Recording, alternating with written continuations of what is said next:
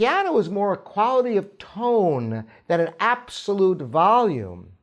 Not only that, but you must project out into the room. Remember, you're not just playing the piano, you're playing the room you're in.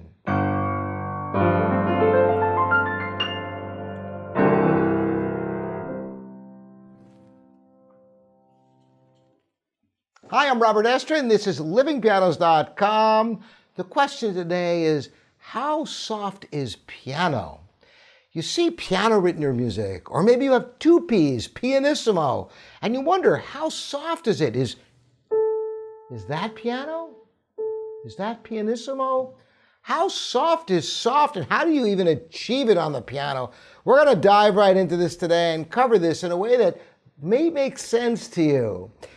You know that there are something called a decibel meter. It measures the unit of volume. And you might like to have an answer. Like sometimes people see Allegro in their score and they go, how fast is Allegro? What number is it on the metronome? And there's a similarity here because Allegro is more of a mood, a feel to the music, not an exact number. And it's exactly the same thing with dynamics in music. So how do you achieve the piano sound or a pianissimo? How do you get this quiet sound? Well, it has more to do with the tone than it does the actual volume. I can demonstrate this. For example, if any of you play the first Clementi Sonatina, Opus 36, number 1.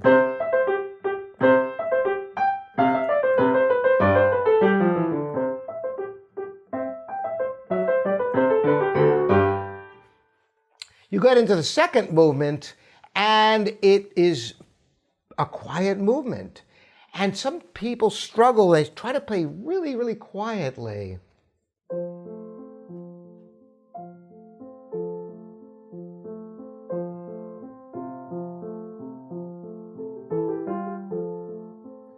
And it's hard to even get the keys down. They might wonder, how can you possibly play that quietly? There's a lot to be considered here. First of all, realize and understand that you're the closest person to your piano. Anybody listening to you is going to be much further away, even if they're just across the room. They might be 3, 4, or 5 times further away than you are from the piano. Think about in public performance. The audience can be 10 times further away, 15 times, 20 times, because in a hall, way out in the last row of the balcony, think about how far they are. So you must project. And I'm going to give you a parallel here. I don't know how many of you have ever been to an opera house, but the Metropolitan Opera House in New York City at Lincoln Center is an astounding hall with magnificent acoustics. And yet, it can hold almost 4,000 people. It holds 3,800 people in the audience. And you can have over 100 people between the pit and the stage. So it's an enormous place to fill with sound. You'd think they must have quite a PA system. Not at all. It's all just acoustics. Those singers on stage and the instrumentalists in the pit, they are being heard just with what they are playing. There's no microphones, no speakers.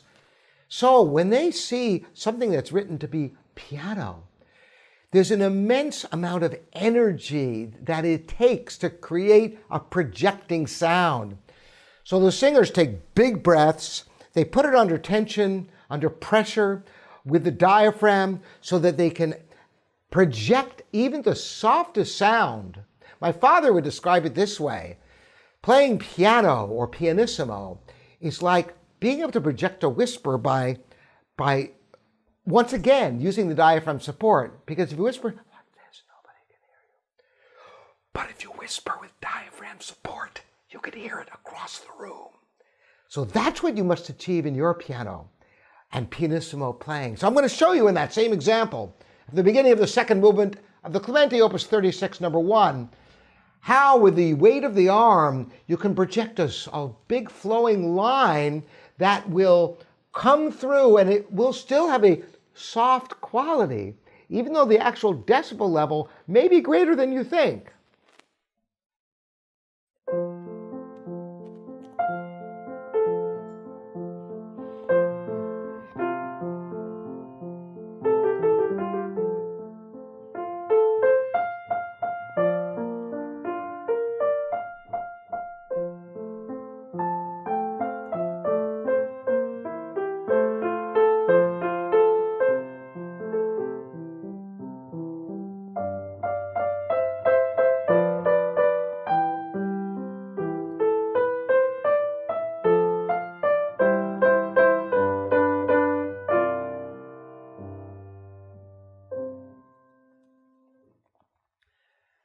You would not believe the amount of energy I'm putting into the keyboard with a tremendous weight of the arm that is transferring smoothly from finger to finger.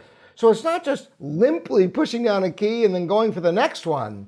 The continuity of that arm weight is what creates the line and assures that you can control a quiet line. But remember, that line must project above these triplets in the left hand.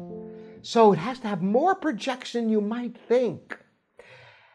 This, in contrast to a loud sound, even if it isn't louder, but it would sound louder without that support, would have more of a percussive, energetic quality.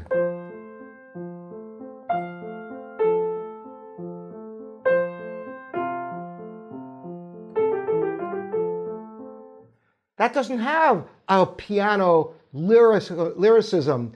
It sounds percussive and it almost sounds loud, even though I'm not playing particularly energetically, compared to the smooth quality that evokes a sound of piano or pianissimo.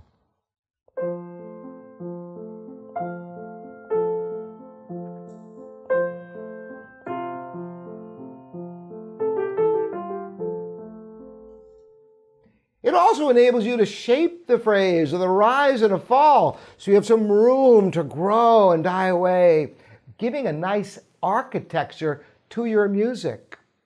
So remember, piano is more a quality of tone than an absolute volume. Not only that, but you must project out into the room. Remember, you're not just playing the piano, you're playing the room you're in. And you must reach every listener that you have in that room. So project your sound. Don't be afraid to use some energy. As long as it's a smooth energy transferring from key to key with the weight of the arm, it will never have a harshness and it won't sound forte or even mezzo forte. It will have a quality of piano. And that's the lesson for today. I hope you enjoyed this.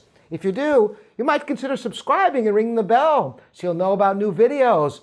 Always appreciate the thumbs up, and thanks for joining me. Robert Estrin here at livingpianos.com, your online piano resource.